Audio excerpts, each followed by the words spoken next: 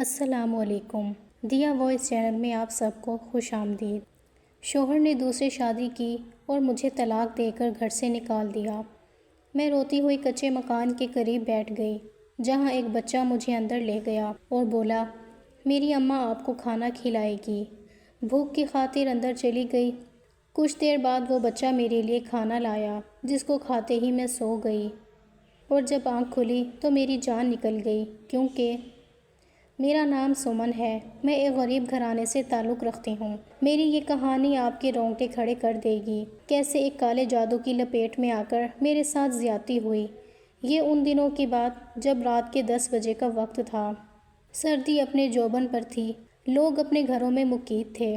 گلیاں اس پل سنسان تھیں اور میں ارد گرد سے بے نیاز سڑک کے بیچوں بیچ بیٹھی رو رہی تھی۔ مجھے یقین ہی نہیں آ رہا تھا کہ تھوڑی دیر پہلے میرے ساتھ کیا ہوا تھا۔ میرے شوہر نے مجھے طلاق دے کر گھر سے نکال دیا تھا اور میں ابھی تک حیران ہو رہی تھی کہ قسمت نے میرے ساتھ کیا کھیل کھیلا ہے۔ ہمارے درمیان سب ٹھیک تھا، کوئی لڑائی، کوئی پریشانی نہیں تھی۔ ہم دونوں اپنی 1 سال کی بیٹی کے ساتھ ایک خوشگوار زندگی گزار رہے تھے کہ اچانک میری پرسکون زندگی میں طوفان آ گیا۔ میرے شوہر نے بغیر بتائے دوسری شادی کر لی اور یہی نہیں مجھے طلاق دے کر گھر خالی ہاتھ نکال دیا۔ مجھے لگ رہا تھا جیسے میں خواب دیکھ رہی ہوں۔ ابھی کچھ گھنٹوں پہلے ہی کی تو بات تھی کہ میں اپنے شوہر کے لیے کھانا بنا رہی تھی۔ میں نے آج ان کی پسند کا کھانا بنایا تھا۔ جیسے ہی ان کے دفتر سے آنے کا وقت ہوا میں خود بھی تیار ہو گئی، مگر جیسے ہی دروازہ کھلا اس کے ساتھ ایک اور عورت کو دیکھ کر میں بے اختیار 2 قدم پیچھے ہٹی۔ میں کچھ غلط نہیں سوچنا چاہ رہی تھی، اس لیے دل کو سنبھالتے ہوئے پوچھا زبیر یہ کون ہے آپ کے ساتھ؟ میں نے سوچا کہ اس کی کوئی کولیگ یا رشتہ دار ہوگی۔ وہ اپنے کولیگ اور دوستوں کو کھانے پر لاتا تھا۔ میری جان تب نکلی جب زبیر نے اس خوبصورت لڑکی کا ہاتھ پکڑ کر مجھے کہا کہ وہ اس کی دوسری بیوی ہے۔ میرے سر پر تو جیسے آسمان ٹوٹ گیا۔ میں نے بے یقینی سے پوچھا تم مذاق کر رہے ہو نا؟ ایسے کیسے تم دوسری شادی کر سکتے ہو؟ پلیز ایسا مذاق مت کرو، میری جان نکل جائے گی۔ مگر اس نے نکاح نامہ میرے سامنے پھینکتے ہوئے کہا لو خود دیکھ لو۔ میں نے کانپتے ہاتھوں سے نکاح نامہ اٹھایا۔ وہ واقعی مجھ پر سوتن لے آیا تھا۔ اس وقت وہ مجھے اپنا شوہر زبیر نہیں کوئی اجنبی لگ رہا تھا جسے میں جانتی ہی نہ تھی۔ میں نے اس کا گریبان پکڑ کر جھنجھوڑتے ہوئے پوچھا کیوں کیا تم نے ایسا میرے ساتھ؟ میرا کیا قصور ہے؟ مجھ پر سوتن کیوں لے آئے ہو؟ میرے سوالوں کا جواب دینے کی بجائے اس نے مجھے دھکا دیا اور کہا سوتن تو یہ تب بنے گی جب تم میری پہلی بیوی رہو گی۔ میں ابھی اور اسی وقت تمہیں طلاق دیتا ہوں۔ اب مجھ سے اور میرے گھر سے تمہارا کوئی تعلق نہیں ہے، نکل جاؤ۔ اس نے دروازہ بند کر دیا۔ میں تو سن رہ گئی، اس نے میرے ساتھ ایسا کیوں کیا؟ یہ سوال میری جان نکال رہا تھا۔ میں کافی دیر دروازے پر دستک دیتی رہی مگر اس نے دروازہ نہ کھولا۔ اس نے تو مجھے میری بیٹی بھی نہیں دی۔ ایسا بھلا کون بغیر کسی قصور کے اتنی بڑی سزا دیتا ہے؟ میں چلاتی رہی کہ میری بیٹی کو میرے حوالے کر دو مگر اس نے وہ بھی نہ دی۔ میں روتے ہوئے وہاں سے نکل آئی۔ اس وقت مجھے کچھ سمجھ نہیں آ رہی تھی، اس لیے میں سڑک کے بیچوں بیچ بیٹھ کر رونے لگی کہ اب میں کیا کروں گی اور کہاں جاؤں گی؟ میرا تو کوئی ولی وارث بھی نہیں ہے۔ ابھی میں انہی سوچوں میں پریشان تھی کہ اچانک بارش شروع ہو گئی۔ میں صرف ایک دوپٹے اور جرسی میں تھی۔ سردیوں کی بارش میں بھیگنے سے مجھے بہت ہی زیادہ ٹھنڈ لگ رہی تھی۔ دور دور تک کوئی نہیں تھا جو میری مدد کو آتا، مگر پھر خدا نے میری سن لی۔ کسی نے میرے سر پر چھتری تانی تو میں چونک گئی۔ ایک بوڑھا شخص میرے سر پر چھتری لیے خود بارش میں بھیگ رہا تھا۔ وہ میرے باپ کی عمر کا تھا۔ پوچھنے لگا کہ اس تیز بارش میں یہاں کیا کر رہی ہو؟ میں رونے لگی اور بولی میرے پاس کوئی ٹھکانہ نہیں، کوئی آسرا نہیں، میں کہاں جاؤں؟ وہ کہنے لگا اچھا رو نہیں، تم میرے ساتھ میرے گھر چلو، میرے گھر پر رات گزار لو اور صبح جدھر مرضی چلی جانا۔ اس وقت ایک وقتی سہارا بھی بہت تھا۔ میں اس کے ساتھ اس کے گھر چلی آئی جو وہاں سے کافی دور ایک بستی میں تھا جہاں آس پاس اتنے گھر نہیں تھے۔ ایک پل کو میں ڈر گئی کہ میں کسی انجان شخص پر بھروسہ کر کے یہاں تک چلی آئی ہوں، اگر میرے ساتھ کچھ غلط ہو گیا۔ مگر اس نے ایک بار بھی مجھے پلٹ کر نہیں دیکھا تھا جس سے مجھے لگا کہ وہ ایک اچھا آدمی ہے۔ میں اس بوڑھے آدمی کے ساتھ اس کے گھر چلی آئی۔ اس نے مجھے سب سے پہلے کچھ کپڑے دیے اور کہا، یہ میری مرحومہ بیوی کے کپڑے ہیں، تبدیل کر لو جب تک میں تمہارے لیے چائے لاتا ہوں۔ معلوم ہوتا ہے کافی دکھوں کی ماری ہو۔ تھوڑی دیر بعد وہ میرے لیے چائے اور بسکٹ لے کر آ گیا۔ مجھے اس پل اپنی بیٹی کی یاد آئی اور میں رونے لگی۔ وہ کہنے لگا، اگر تم چاہو تو مجھے اپنی کہانی سنا کر اپنے دل کا بوجھ ہلکا کر سکتی ہو۔ مجھے بھی اس وقت کسی کی ضرورت تھی جس سے میں اپنے دل کا بوجھ ہلکا کر سکتی۔ میں نے اس بوڑھے آدمی کو اپنی کہانی سنانی شروع کی۔ میرا نام سمن ہے اور میں اپنے والدین کی چوتھی بیٹی ہوں۔ میرے والدین کا شمار ان لوگوں میں ہوتا ہے جو بیٹا پیدا کرنے کی آس میں بیٹیوں کی لائن لگا دیتے ہیں۔ ہمارے گھر میں بھی بیٹے کی خواہش میں 6 بیٹیوں کی لائن لگا دی گئی تھی۔ بیٹیاں بوجھ نہیں ہوتی۔ جہاں کمانے والا ایک اور کھانے والے بے شمار ہوں وہیں بوجھ ہی لگتی ہیں۔ ابا کو اپنا بیٹا مل گیا تھا تو ساری کمائی اسی کے ناز نخرے اٹھانے میں خرچ ہو جاتی تھی۔ اس کے کھانے پینے کے چکر میں ہم بہنوں کو اکثر بھوکا سونا پڑتا تھا۔ میری بڑی 3 بہنیں تو صبر شکر والی تھیں مگر میں ان میں سے نہیں تھی۔ مجھے ابا کا رویہ بہت برا لگتا تھا اور میں ان کے سامنے بھی بول دیتی تھی۔ بڑی بہن 17 سال کی ہو گئی تھی جب اچانک ایک دن ابا نے گھر آ کر کہا کہ میں نے اس کی شادی اپنے ایک دوست سے طے کر دی ہے۔ بدلے میں اس آدمی نے ابا کو پورے 50,000 روپے دیے تھے۔ ماں تو ماں تھی، ان کے کلیجے پر ہاتھ پڑا تھا۔ انہوں نے ابا کو روکنے کی بہت کوشش کی مگر ابا نے زبردستی میری پھولوں جیسی بہن کو اس بڑے عمر کے آدمی کے ساتھ رخصت کر دیا۔ مجھے اپنے گھر میں گھٹن کا احساس ہوتا تھا، اس لیے میں وہاں نہیں رہتی تھی بلکہ اکثر اپنی سہیلی کے گھر چلی جایا کرتی تھی۔ میرا زیادہ وقت وہیں گزرتا تھا۔ گھر میں ابا آ جاتے تو میرا بالکل ہی دل نہیں کرتا تھا گھر جانے کو مگر جانا پڑتا تھا۔ میری دوسری بہن کے 17 سال کے ہوتے ہی ابا نے اسے بھی 2 بچوں کے باپ سے بیاہ دیا۔ تب تک میں اکیلی اپنے گھر میں وہ لڑکی تھی جس نے روتے دھوتے گورنمنٹ اسکول سے میٹرک کر لیا تھا۔ میں نے گھر پر بچوں کو ٹیوشن پڑھانا شروع کر دی اور میری وجہ سے 4 پیسے گھر میں ورنہ وہ مجھے بھی میری بہنوں کی طرح کسی اندھے کنویں میں دھکیل دیتا۔ میں نے اپنی استانی سے خود بھی 2 گھنٹے لگا کر پڑھنا شروع کر دیا۔ 2 سالوں میں میرا FA ہو گیا۔ اب میری عمر 20 سال ہو گئی تھی مگر ابا نے ابھی میری شادی کا کچھ نہیں سوچا تھا کیونکہ اب اسے میری کمائی کا چسکا لگ چکا تھا۔ FA کرنے کے بعد میری استانی نے مجھے ایک اچھے سے سکول میں سفارش کر کے لگوا دیا جہاں تنخواہ پورے 10,000 تھی۔ 2-3 ہزار ٹیوشن والے بچوں سے مل جاتا۔ یوں میں مہینے میں ابا کے برابر کمانے لگی تھی، وہ بھی اتنا ہی کماتا تھا۔ وقت گزرنے لگا۔ میری ساری محنت کی کمائی ابا اپنے بیٹے کے لاڈ پیار میں پورے کرنے کے چکر میں اڑا دیتا تھا۔ مجھے سبھی کہتے تھے کہ اپنی ساری کمائی باپ کے ہاتھ پر نہ رکھا کر بلکہ اپنا جہیز بنانے کے لیے پیسہ جوڑا کرو، مگر میں کیا بتاتی کہ پیسے گھر آتے ہی ابا کے ہاتھوں میں چلے جاتے تھے اور مجھے 1 روپیہ بھی نہیں مل پاتا۔ زندگی یوں ہی گزر رہی تھی۔ میری عمر 22 سال ہو چکی تھی اور میرے پیچھے 2 جوان نہیں مل پاتا۔ زندگی یوں ہی گزر رہی تھی۔ میری عمر 22 سال ہو چکی تھی اور میرے پیچھے 2 جوان بہنیں۔ ابا مجھ سے چھوٹی 18 سالہ ریدا کا رشتہ ڈھونڈ رہا تھا۔ اس موقع پر میں نے سوچا کہ میں اپنی بہن کی زندگی برباد نہیں ہونے دوں گی۔ اسکول میں ایک کلیگ اپنے بھائی کا رشتہ ڈھونڈ رہی تھی۔ اسے جہیز سے کچھ مطلب نہیں تھا، بس لڑکی نیک ہونی چاہیے۔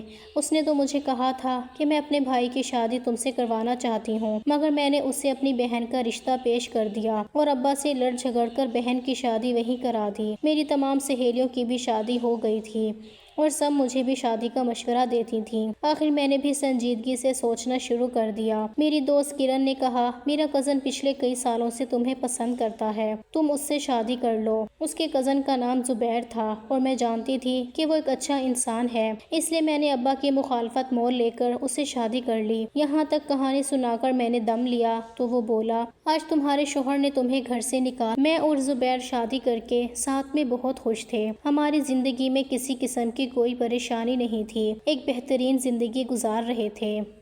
زبیر بہت پیار کرتا تھا مجھ سے۔ ہماری بیٹی بھی پیدا ہو گئی۔ مجھے زبیر پر کبھی شک نہیں ہوا کہ وہ کسی اور عورت کے ساتھ چکر چلا سکتا ہے۔ نہ اس نے کبھی مجھ سے بدتمیزی کی، نہ لڑائی جھگڑا ہوا اور نہ ہی وہ راتوں کو لیٹ گھر آیا، تو میں کیسے شک کر سکتی تھی؟ اگر مجھے شک ہوتا کہ وہ ایسی ویسی کسی حرکت میں ملوث ہے تو میں اپنا گھر بچانے کی ہر ممکن کوشش کرتی، مگر مجھے تو اس پر کبھی شک ہی نہیں ہوا۔ میں نے آج بھی روزانہ کی طرح ہنستے مسکراتے ہوئے دروازہ کھولا، مگر اس کے ساتھ ایک اور عورت کو دیکھ کر مجھے اندازہ ہوا کہ میرا گھر تباہ ہو چکا ہے۔ اس بے وفا آدمی نے مجھے بغیر کسی قصور کے طلاق دے کر گھر سے نکال دیا اور میں آپ کے ساتھ یہاں تک آ گئی۔ میں اپنے ماں باپ کے گھر میں نہیں جا سکتی کیونکہ میرا باپ مجھے رکھے گا ہی نہیں۔ اگر اس نے رکھ بھی لیا تو پیسوں کے لالچ میں پھر سے کسی کے ساتھ میری شادی کروا دے گا۔ آپ کا بہت شکریہ جو مجھے پناہ دی۔ اپنی کہانی سنا کر میں نے پوچھا، آپ کی بیوی اور بچے کہاں ہیں؟ وہ کہنے لگا، میری بیوی شادی کے کچھ سالوں بعد ہی فوت ہو گئی۔ پھر میں نے دوبارہ شادی نہیں کی، اولاد کوئی تھی ہی نہیں۔ ابھی کام سے گھر واپس آ رہا تھا کہ تمہیں راستے میں بھیگتے ہوئے دیکھا تو یہاں لے آیا۔ میں نے اس سے کہا، مجھے چند دن کے لیے یہاں رہنے کی اجازت دے دیں، پھر میں اپنا کوئی بندوبست کر لوں گی۔ میرے ذہن میں یہی تھا کہ میں نوکری کر کے کہیں ہاسٹل وغیرہ میں رہ لوں گی۔ وہ آدمی بولا، تم جب تک چاہو یہاں رہ لو، میں کہیں اور رہ لوں گا۔ تم اپنی عدت پوری کرنا چاہو تو یہی کر لینا۔ وہ جانے کیوں مجھ پر اتنا مہربان ہو رہا تھا۔ اس نے اپنی چارپائی گھر کے ساتھ کھلے میدان میں لگا لی تاکہ میں گھر میں خود کو محفوظ سمجھوں۔ میں اس قدر احساس کرنے سے عجیب سی الجھن اور شرمندگی میں مبتلا ہو گئی تھی، اور تھوڑا شک بھی بن رہا ہے تو اس کا کوئی مقصد بھی تو ہوگا، مگر ابھی کے لیے مجھے سر چھپانے کا آسرا مل گیا تھا۔ میرے لیے یہی بہت تھا۔ سوچنے کو بھی بڑے دن تھے۔ میں نے وہی اس بوڑھے کے گھر پر رہنا شروع کر دیا۔ اس نے مجھے گھر کا کافی سارا راشن لا دیا۔ میں نے ناشتہ تیار کیا، اس کو آواز لگاتی اور وہ باہر سے ہی ناشتہ کر کے چلا جاتا۔ اس کے بعد مجھے نہیں پتا ہوتا تھا کہ اس کا سارا دن کہاں اور کیسے گزرتا ہے۔ محلے کی ایک عورت ایک دن میرے پاس آئی اور پوچھنے لگی کہ میں کون ہوں اور یہاں کیا کر رہی ہوں۔ میں نے اس سے جھوٹ کہا کہ میں اس بوڑھے کی رشتہ دار ہوں، عدت پوری کرنے آئی ہوں۔ اس نے بوڑھے کے ذکر پر منہ بنا لیا اور کہا، لگتا تو نہیں تم اس بوڑھے کی رشتہ دار ہو، وہ تو جادوگر ہے اور تم تو اتنی نیک لگ رہی ہو، اس کے رشتہ دار کیسے ہو سکتے ہو؟ اس عورت سے بات کرنے سے اندازہ ہوا کہ وہ سب محلے والے اس بوڑھے آدمی جس کا نام رشید تھا، اس کی عجیب و غریب سے رویے کی وجہ سے اسے کالا جادو کرنے والا سمجھتے تھے۔ میں نے اس بات کو محض ایک افواہ جانا، کیونکہ میرے ساتھ اب تک اس نے صرف اچھا کیا تھا۔ اس دن کے بعد سے وہ گھر بھی نہیں آیا تھا تاکہ میں سکون سے عدت مکمل کر لوں۔ ایسا کون کرتا ہے آج کے زمانے میں؟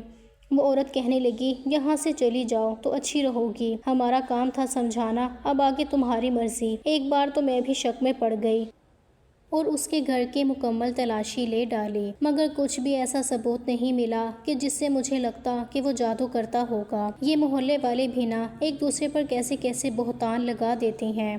مجھے اس پر بہت غصہ آیا جو جھوٹا الزام لگا گئی تھی۔ میں نے اگلے دن اس عورت کو منع کر دیا کہ اب وہ مجھ سے ملنے یا بات کرنے کی کوشش نہ کرے۔ کچھ دنوں سے مجھے میری بیٹی بہت یاد آ رہی تھی۔ میں اسے روز خواب میں روتے ہوئے دیکھتی تھی۔ میرا دل کافی دنوں سے بہت بے چین ہو رہا تھا۔ میں عدت میں تھی اور گھر سے نکلنا کافی مشکل تھا، مگر میں دل کے ہاتھوں بے چین ہو کر گھر سے نکاب کر کے نکل آئی۔ مجھے ہر صورت اپنی بیٹی سے ملنا تھا۔ میں اپنے شوہر کے گھر اور دروازے پر دستک دی۔ اس کی بیوی نے دروازہ کھولا۔ میں نے اسے دھکا دے کر پیچھے کیا اور سیدھا اپنی بیٹی کے کمرے میں گئی۔ وہ مجھے باہر نکالنے لگی۔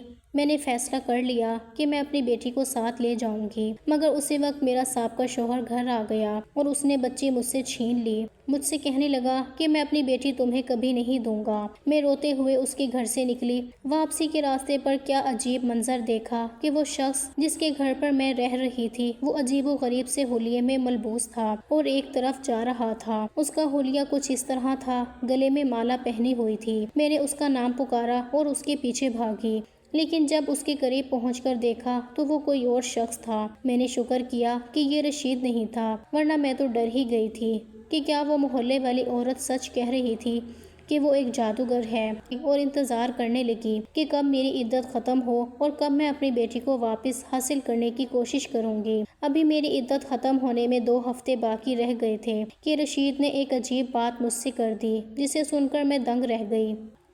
کہنے لگا، میں تم سے تمہاری عدت ختم ہونے کے بعد شادی کرنا چاہتا ہوں۔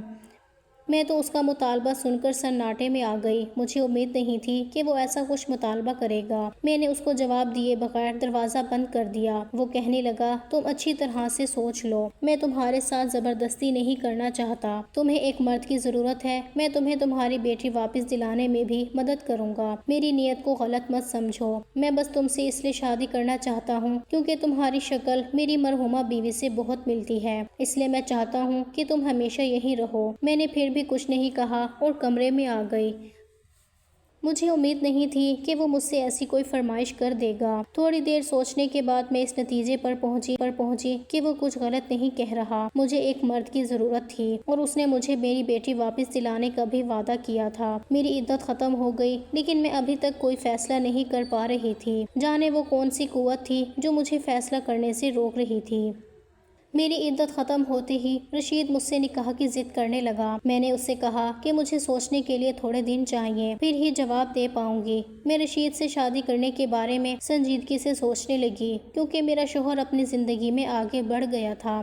پھر میں کیوں اپنی زندگی خراب کرتی؟ میں نے رشید کو شادی کے لیے ہاں کر دی۔ وہ بہت خوش ہوا اور شادی کی تیاری شروع کر دی۔ نکاح کے وقت میرے پاس محلے کی عورتیں آئی ہوئی تھیں، وہی عورت جو مجھے پہلے بھی رشید کے خلاف بھڑکا چکی تھی۔ اب پھر کہنے لگی، میں تمہیں ایک بار پھر سمجھا رہی ہوں، ابھی بھی وقت ہے، سوچ لو۔ وہ کالے علم والا ہے، تمہاری زندگی خراب کر دے گا، اس سے شادی نہ کرو۔ میں نے اس عورت سے کہا، اگر تو آپ کے پاس کوئی ثبوت ہے تو دکھائیں، میں اس سے شادی نہیں کروں گی۔ مگر ثبوت کے نام پر وہ چپ کر گئی۔ میں نے نکاح نامے پر دستخط کر دیے۔ نکاح کے بعد جب میں اس کے کمرے میں اس کے ساتھ گئی تو یہ دیکھ کر میری جان نکل گئی کہ میرے کمرے میں بستر پر میری بیٹی بے ہوش پڑی تھی، اس کے ہاتھ پر پٹی بندھی ہوئی تھی۔ مجھے اپنی آنکھوں پر یقین نہ آیا، میری بیٹی یہاں اور اس حال میں۔ میں جلدی سے اس کی طرف بڑھی، اسے اٹھانے لگی۔ میرا شوہر کہنے لگا، پریشان نہ ہو، یہ بالکل ٹھیک ہے، اسے کچھ نہیں ہوا۔ میں نے حواس باختہ ہو کر پوچھا، میری بیٹی یہاں کیسے آئی اور اس کے ہاتھ پر یہ چوٹ کیسے لگی؟ اس کو پٹی کیوں لگی ہوئی ہے؟ تمہیں یہ کہاں سے ملی اور کیسے ملی؟ میرے اتنے سارے سوالوں کے جواب میں میرا شوہر کہنے لگا، تمہیں تمہاری بیٹی سے مطلب تھا نا، اس لیے روتی رہتی تھی۔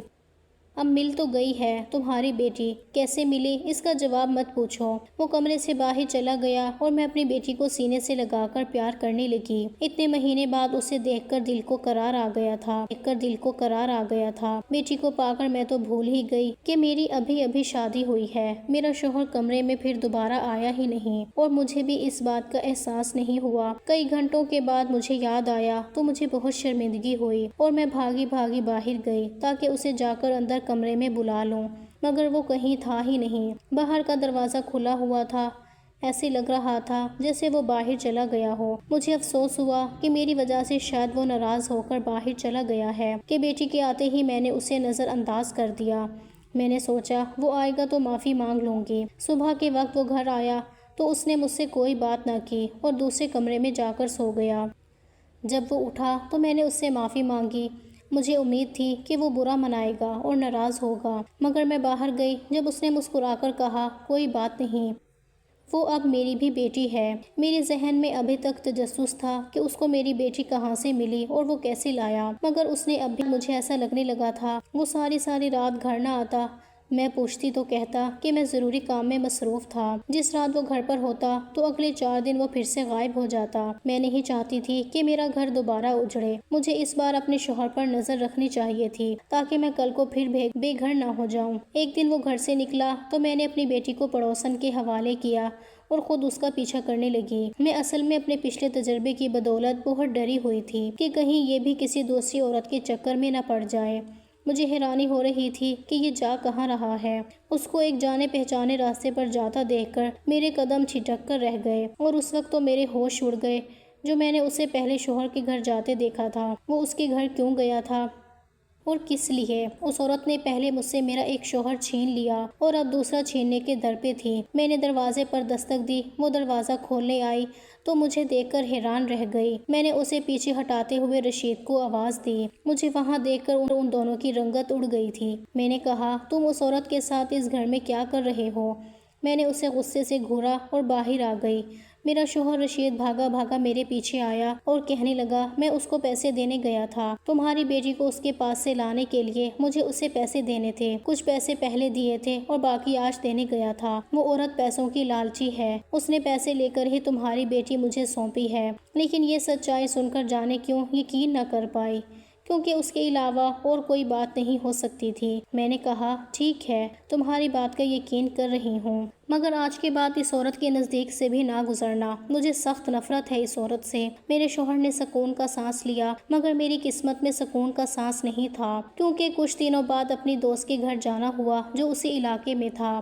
کہنے لگی تمہارا گھر ٹوٹنے کا بہت افسوس ہوا، سب کہتی ہیں اس لڑکی نے کالا جادو کروا کر تمہارے شوہر کا دماغ پلٹ دیا تھا، اسی لیے اس نے اس سے شادی کروا کر تمہارے شوہر کا دماغ پلٹ دیا تھا، اسی لیے اس نے اس سے شادی کر لی اور تمہیں طلاق دے دی۔ اس لڑکی سے بچ کر رہو، اچھا کیا کہ اپنی بیٹی کو اس کے گھر سے تم لے آئی، ورنہ وہ تو اسے بھی جادو کروا کر مروا دیتی۔ اتنے خطرناک حقائق جان کر میں نے شکر کیا کہ رشید بر وقت میری بیٹی کو وہاں سے لے آیا۔ اب میں سوچ رہی تھی کہ میرے سابقہ شوہر کو کیا ہوا تھا، اس نے ایک دم مجھے کیوں چھوڑ دیا۔ یقیناً اس وقت اس کا دماغ قابو میں نہیں ہوگا۔ مجھے اس لڑکی پر بہت غصہ آیا۔ میری دوست کہنے لگی سنا ہے اب بھی کسی فقیر کے پاس جاتی ہے اور شوہر کو مٹھی میں رکھنے کے تعویذ لیتی ہے، بڑی خطرناک قسم کی عورت ہے۔ محلے میں سے کوئی بھی اب زبیر کے گھر نہیں جاتا، جیسے ہی اثر ختم ہونے لگتا ہے وہ پھر دم کروا لیتی ہے۔ خیر کچھ گھنٹے بعد میں اپنے گھر آئی تو میرا شوہر گھر نہیں تھا۔ ابھی میں بیٹھی ہی تھی کہ میری پڑوسن بھاگی بھاگی آئی، آتے ہی کہنے لگی تم کہتی تھی نا کہ ثبوت دکھاؤ، چلو میں تمہیں ثبوت دکھاؤں تاکہ تمہیں پتہ چلے کہ تمہارا شوہر واقعی کا نے کہا یہ کیا کہہ رہی ہو۔ لیکن میری پڑوسن نے میری ایک بات بھی سننے کی بجائے میرا ہاتھ پکڑا اور کہنے لگی بس تم میرے ساتھ چلو، آج تمہیں دکھاتی ہوں۔ وہ مجھے لے کر ایک ویران اور سنسان سے علاقے کی طرف لے جانے لگی۔ میں اس سے سارے راستے پوچھتی رہی مگر وہ چپ رہنے کا کہہ کر اپنے ساتھ ایک ویران قبرستان لے آئی۔ کہنے لگی میں تو اپنی ماں کی قبر پر فاتحہ پڑھنے آئی تو تمہارے شوہر کو یہاں چلہ کاٹتے دیکھا تو فوراً تمہیں لینے بھاگی، چل کر اپنی آنکھوں سے دیکھ لو۔ مجھے یقین نہیں آ رہا تھا، میں اس کے ساتھ قبرستان کے اندر چلی گئی۔ اس نے دور اشارہ کیا تو میں نے اس کی نظر کے تعاقب میں دیکھا اور وہ منظر دیکھ کر میری جان ہی نکل گئی۔ پڑوسن سچ کہہ رہی تھی، سامنے ہی کچھ دور میرا شوہر رشید عجیب صورت بنائے آنکھیں بند کیے چلہ کاٹ رہا تھا۔ اس کے آگے بہت کچھ پڑا تھا جس پر وہ پھونکے مار رہا تھا۔ میرے ہوش اڑ گئے کہ کیا یہ واقعی ایک کامل ہے۔ میں نے ایک جادوگر سے شادی کی تھی۔ میں نے اسی وقت اس کے سر پر پہنچ کر اس کے سارا سامان ٹھوکر مار کر دور کر دیا۔ اس نے آنکھیں کھولی اور مجھے سامنے دیکھ کر گھبرا گیا۔ وہ مکر بھی نہیں سکتا تھا کیونکہ میں نے سب کچھ اپنی آنکھوں سے دیکھ لیا تھا۔ میں نے اس کو نفرت سے دیکھتے ہوئے کہا محلے والے کہتے رہے کہ تم عامل ہو، کالا جادو کرتے ہو، مگر میں نے کسی پر بھی یقین نہیں کیا، تم پر یقین کیا اور تم سے شادی کی۔ بہت بڑی غلطی کر دی میں نے۔ وہ کہنے لگا میں نے جو بھی کیا تمہیں پانے کے لیے کیا، تمہاری طلاق بھی میں نے کروائی تھی۔ وہ لڑکی تمہارے شوہر کو پسند کرتی تھی، اس لیے تم دونوں میں دوریاں پیدا کرنے کے لیے اس نے میری خدمات لیں۔ وہ میرے پاس تم دونوں کی تصویریں لے کر آئی تھی۔ تمہاری تصویر دیکھتے ہی میں چونک گیا۔ تمہاری شکل ہو بہو اس لڑکی سے ملتی تھی جس سے میں جوانی میں محبت کیا کرتا تھا۔ میں نے سوچا کہ تمہاری طلاق تو ویسے بھی ہونی ہی ہے تو کیوں نہ میں تمہیں اپنی بیوی بنا لوں۔ تمہیں دیکھ کر میری جوانی کی محبت جاگ اٹھی تھی۔ جس دن تمہیں طلاق ہوئی اس دن میں باقاعدہ پلاننگ کے ساتھ تمہیں پناہ دینے کے بہانے اپنے گھر لے آیا اور تم سے شادی کی۔ تمہاری بچی بھی کہ اس کے بہانے ہی صحیح تمہارے دل میں میرے لیے محبت پیدا ہو جائے گی۔ وہ لڑکی جس نے تمہارے شوہر پر جادو کروایا وہ میری ریگولر کسٹمر ہے۔ اس دن اس کے گھر میں تعویذ دینے ہی گیا تھا کہ تم آ گئیں۔ اس دن کام نہ ہو سکا تو میں آج چلہ کاٹ رہا ہوں۔ میں اس کالے علم سے ہی کماتا ہوں، میرے پاس کمائی کا کوئی اور ذریعہ نہیں ہے۔ یہ سب سن کر مجھے خود سے کراہت محسوس ہوئی کہ میں نے ایک کالے جادو عامل سے شادی کر لی۔ وہ میرے آگے ہاتھ جوڑنے لگا کہ مجھے چھوڑ کر مت جاؤ، تمہارے لیے بہت کچھ کیا ہے، اب بھی کروں گا، چھوڑ کر مت جاؤ۔ مگر میں ایسے شخص کے ساتھ کیسے رہ سکتی تھی؟ میں اپنی بیٹی کو لے کر اپنے دوست کے گھر آ گئی۔ میری دوست نے میرے کہنے پر زبیر کو دم والا پانی بھیجنا شروع کر دیا جسے پی کر اس پر سے کالے جادو کے اثرات آہستہ آہستہ ختم ہونے لگے۔ ایک دن وہ مکمل ہوش میں آ گیا اور اسے اپنی بیوی کی ساری سچائی معلوم ہو گئی۔ اس نے اسے طلاق دے کر گھر سے نکال دیا، مجھ سے معافی مانگی اور دوبارہ نکاح کی درخواست کی جو میں نے قبول کر لی۔ ہماری زندگی کو تبدیل دیا، مجھ سے معافی مانگی اور دوبارہ نکاح کی درخواست کی، جو میں نے قبول کر لی۔ ہماری زندگی کو تباہ کرنے کی سازش کچھ عرصے کے لیے کامیاب ضرور ہوئی تھی، مگر اب آزمائش ختم ہو چکی تھی اور زندگی میں سکون تھا۔ ان لوگوں کا انجام میں نے خدا پر چھوڑ